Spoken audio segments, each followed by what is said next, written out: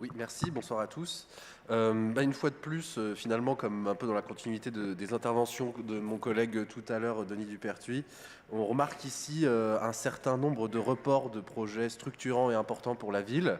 Alors évidemment, on a aussi bien en tête les conséquences de la cyberattaque, de la crise sanitaire, mais là on observe quand même des reports très importants, de 2 ans sur certains projets, notamment la piscine des Marquisas, où on perd quasiment 50% de l'AP, enfin plus de 50% de l'AP pardon, pour 2022, des CP pardon, qui vont sur 2024. Donc on a des décalages importants qui nous font dire qu'aujourd'hui, on a quand même un certain nombre de projets qui prennent du retard. On peut citer aussi évidemment le chemin de Tillier qui est dans les mêmes proportions que le centre aquatique des Marquisas, la piste d'athlétisme qui n'est plus prévue pour 2022 mais 2023, et le jardin du 8 mai qui est décalé de presque 2 ans, lui également. Donc évidemment, nous, c'est la vie, on intervient dans le sens de la vigilance du faible taux de réalisation sur les budgets qu'on vote chaque année, des AP qu'on vote chaque année, qui se retrouvent là quand même bien profondément modifiés pour beaucoup d'entre eux.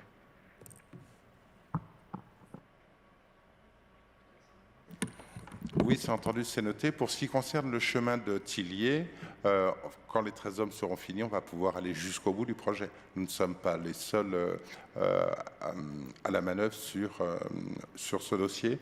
Effectivement, vous avez évoqué la question du Covid, de la cyberattaque. Il y a aussi un autre contexte, c'est celui des achats, la question des achats qui se pose pour la réalisation des équipements en période difficile avec l'Ukraine et l'évolution du coût des matériaux.